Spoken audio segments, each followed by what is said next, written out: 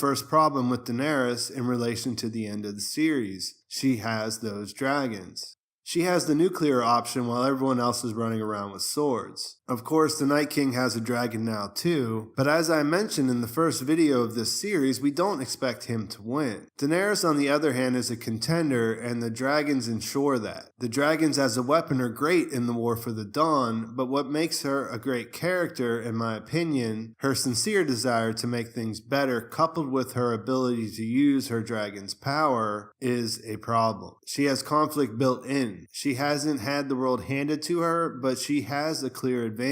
This affects everything, and ultimately her story will be good or bad based on the decisions that she makes. Every other problem I run into in relation to Daenerys and her endgame is related to this problem.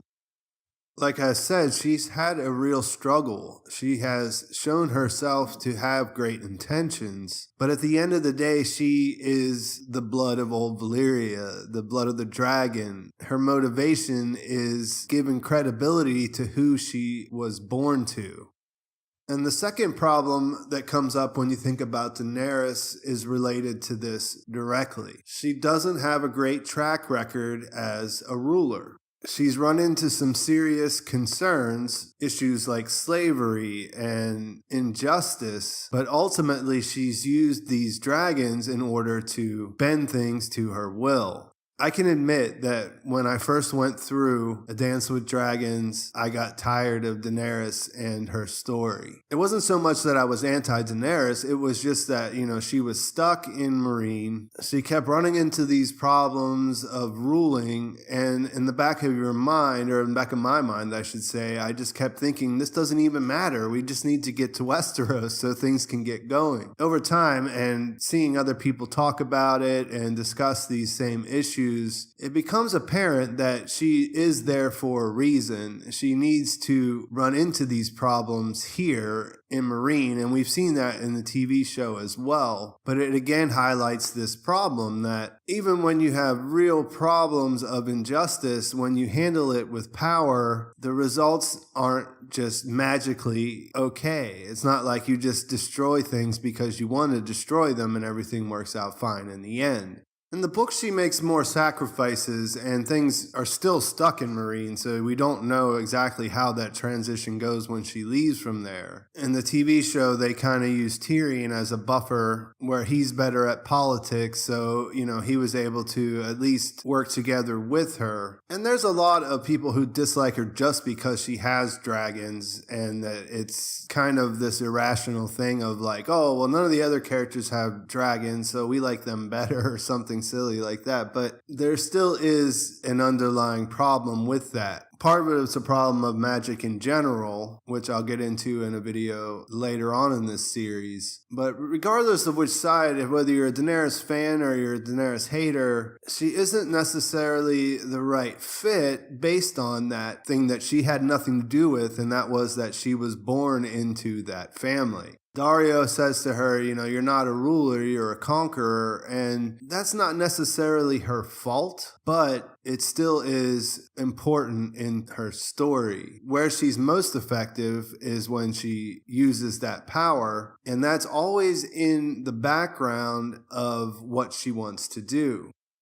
For what it's worth, I think that she has the right kind of ideas, the kind of ideas that are inspiring, stopping slavery and making the world better in that way. But having the ability to really bring those things to task, it causes a lot of backlash. And we've seen that, whether it's in the books or on the show. People aren't going to just go along because they respect her power. They're going to fight back. People are going to die. And if we look at what happened with her in the East and we apply that to Westeros, is it really going to be all that much different? There's a couple other problems that come up when we think about her in the endgame, and those are practical problems. The first is related to what we've just been talking about, but she isn't actually the heir to the throne after all, and she is going to find that out because she happens to be in a relationship with the rightful heir. Of course, he is actually her nephew, which is another layer to that side of the problem, but The second is that she is likely pregnant with the actual heir's child. These two problems are obviously connected, and well, that makes things complicated. Luckily, we have a big battle coming up to help move things along. The second of these two has been on my mind related to that battle a lot lately, actually, because I haven't really heard too many other people talking about that. If Daenerys is pregnant with Jon's child, and they get through the whole problem of being related to each other because of that fact, what are the chances that everyone concerned feels good about sending Daenerys out to fight on Drogon's back against the Night King then? Part of me thinks Dany needs to be pregnant because that makes it a lot harder for Jon to break off their new romance. We know that making another bastard for the world would be difficult for a guy whose whole identity has been defined by his bastard status. Assuming then that she is pregnant, that this brings them together despite being related by blood, then wouldn't it also disqualify her from going out to fight against the Night King and Viserion? Like, wouldn't that really mess up the whole plan of fighting against the White Walkers together? Maybe she's not pregnant, or maybe I'm underestimating the reality of the situation, but it seems like Jon wouldn't be okay with someone who is pregnant with his child risking their life if there was any chance they could win without that happening. And again, that is practical. These are both practical considerations. They'll probably work themselves out in the normal course of the story.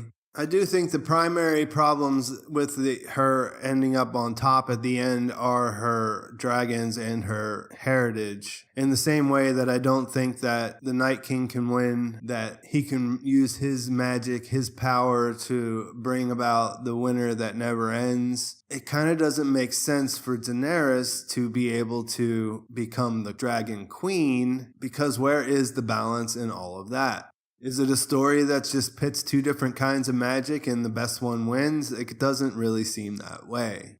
This has led to some people believing that she would turn Mad Queen or she would end up being the bad guy. I don't think any of that's going to happen personally. When I think about these characters, I think about them through the lens of what I think I know about the author and the story so far. You've heard it a million times just like I have, the human heart in conflict. George R.R. Martin writes about the human heart in conflict with itself. Daenerys has come a long way as a character who has more or less grown up during the series. She's made mistakes, but they have mostly been related to not thinking about what comes after she makes a move.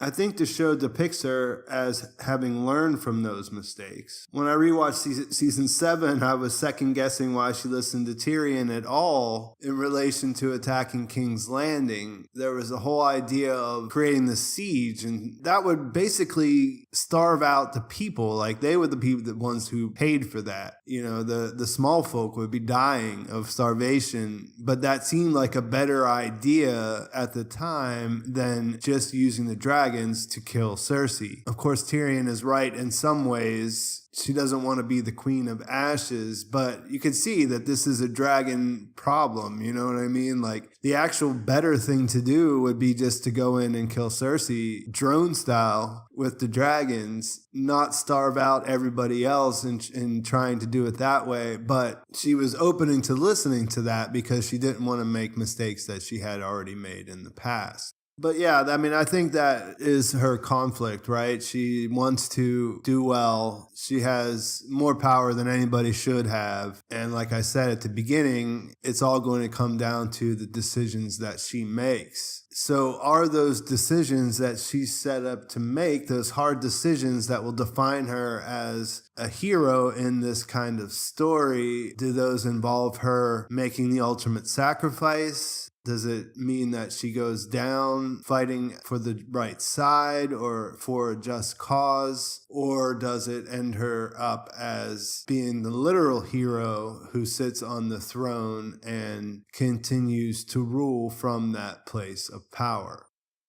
I think just with the normal problems that she has to deal with, like, her conflict is that she wants to do well, but she has this shortcut to getting things that she wants. It doesn't make her bad. It doesn't make her character bad, but it makes things a little bit too unbalanced. So while I like the character, I still just can't imagine that at the end of the series that she would end up ruling as the Dragon Queen. There are a lot of ways that they could get around this. However, if you watched my video about my death predictions, you know that I think that it's pretty likely that she's going to die. And that's a problem as far as her character's concerned as well, because I think that her death would be the most impactful. I think that we would feel that the most.